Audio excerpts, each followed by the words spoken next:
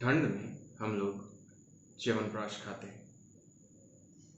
च्यवनप्राश को बनाने वाले थे महर्षि च्यवन, जो कि महर्षि भृगु और पुलम्मा के पुत्र थे। अब उनको भृगु पुत्रों को भार्गव भी कहा जाता है, और क्योंकि वो पुलोमा के पुत्र थे इसलिए उनको पौलोमा भी कहा जाता है।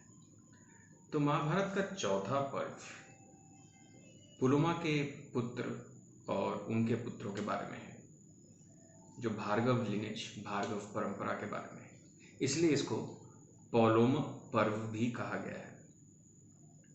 तो कहानी कुछ ऐसे है कि कुलपति शौनक के 12 वर्ष के यज्ञ अनुष्ठान पे उग्रश्रवा आए हुए थे, जो कि लोमहर्षण के पुत्र थे। तो उन्होंने वहाँ पे कुलपति शौनक और उनके शिष्यों ने पूछा कि हमें, क्योंकि कुलपति शौनक एक भार्गव थे, तो उन्हें उनके वंशजों के बारे में बताया जाए। तो तभी उग्रश्रवा ने जो सुनी हुई कहानियाँ थी उन्होंने वो बताना आरंभ किया कि महर्षि च्यवन कैसे पैदा हुए, कैसे उनका जन्म हुआ। तो कहानी बड़ी रोचक है, और आप जब सुनेंगे तब आपको लगेगा कि इसके साथ पैरेलल्स किसी और एक और गाथा के भी हैं। तो आरंभ कुछ ऐसे हुआ था।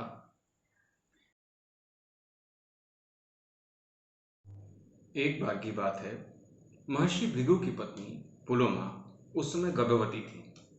उनके गर्भ में महर्षि च्यवन थे, और उसी समय एक दिन सुबह सुबह महर्षि भृगु शौच करने बाहर गए। उन दिनों में लोग शौच कार्य बाहर ही करते थे, घर से बाहर। तो इसी समय एक वहाँ पे असुर हुआ करता था, उसका नाम था पुलोमन, और वो असुर उस समय वहाँ से जा रहा था। उसने महर्षि भृगु की पत्नी, जो उनकी धर्म पत्नी थी पुलोमा, उसको देखा। वो और माँ पुलोमा को देखते ही उनमें अत्यंत काम वासना जाग गई। तो उन्होंने सोचा कि अब तो कुछ करना पड़ेगा, इसका अपहरण करूंगा मैं। तो वो उनके आश्रम की तरफ, उनके कुटीर की तरफ गए, और जाकर वहाँ पे खड़े हो गए। तो उनको माँ पुलोमा ने देखा, तो उन्होंने, अतिथि थे तो उनका आदर सत्कार किया, उनको फल वगैरह ला के दिया, कुछ जड़ी बूटियाँ साथ में, और फिर अपने काम से वो थोड़ा सा आगे उधर बढ़ी। तो अब काम वासना से लिप्त पुलोमन ने फिर वहाँ पे, पहले के ज़माने में ऋषि मुनि अग्नि रखते थे, ज्वलंत अग्नि। तो वो अग्निदेव के समक्ष गए और वहाँ पे जाके बोलने लगे कि हे अग्निदेव, मैं पुलोमन, मुझे इस स्त्री पुलोमा को मुझे सौंपने का वचन दिया गया था। इसके पिता ने इसकी मंगनी मुझसे करानी थी, इसका वचन दिया था, और वो वचन से पलट गए और उन्होंने उसका विवाह महर्षि भृगु से करा दिया। तो इस हिसाब से पुलोमा मेरी पत्नी हुई। आप साक्षी हैं, आप आज्ञा देंगे, आप सच बोलेंगे तो मैं पुलोमा को यहाँ से उठा के लेके जाऊंगा। यही मेरी मंशा है। आप बोलिए, क्या इसके पिता ने इसका हाथ मुझे देने का वादा नहीं किया था? तो अग्निदेव है, वो असत्य नहीं बोल सकते, और ये सत्य था कि माँ पुलोमा को शायद विवाह में देने का वचन पुलोमन असुर को दिया गया था। तो अग्निदेव के बोलते ही पुलोमन ने उनका अपहरण किया, माँ पुलोमा का, और वहाँ से भागने लगे। और भागते हुए, क्योंकि वो गर्भवती थी, और भागते हुए उनके गर्भ से जो उनका शिशु था, उनका पुत्र था उनके गर्भ में, वो गिर गया जमीन में।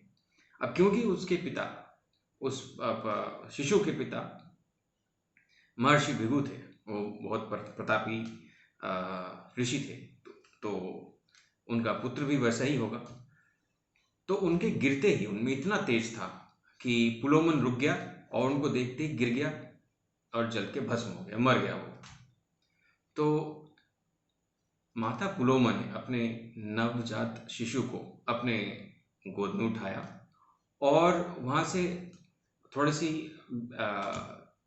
बौखलाई हुई सी थी, उन्होंने अपने बच्चे को उठाया और फिर वहाँ से आगे बढ़ने लगी रोते हुए, क्योंकि बच्चा माँ के गर्भ से गिर गया और वैसे ही उसकी पैदाइश हुई, उसका जन्म हुआ, इसलिए उसका नाम च्यवन पड़ा। और रोता बिलखता हुआ देख ब्रह्मदेव को बहुत दया आ गई, तो वो उनके सामने प्रकट हो गए। तो माता पुलोमा की आंखों से जो आंसू बह रहे थे, जो अश्रु बह रहे थे, वो एक नदी का रूप ले ली और वो नदी देवी का रूप ले लिया उन्होंने। तो ब्रह्मदेव के वरदान से वो नदी, वो जो देवी थी, उनका नाम वधूसार पड़ा और वो महर्षि च्यवन के आश्रम के पास से गुजरती थी। तो ये तो था यहाँ तक महर्षि च्यवन के जन्म के बारे में। इसके बाद महर्षि भृगु वापस आते हैं और उनका जो अग्निदेव से वार्तालाप होती है, वो बड़ी रोचक है और उसके इफेक्ट्स आज तक हैं। एंड इस पर्व में उसके बाद उनके पौत्र, जो प्रपौत्र कहेंगे, च्यवन के पौत्र रुरु की कहानी है, वो भी काफ़ी इंटरेस्टिंग है। उसके बाद क्योंकि उसी से फिर अस्तिक पर्व में हम लोग एंटर करेंगे। तो आज तक में इतना ही, अगले बार में दूसरा खंड इसी पर्व का। Thank you.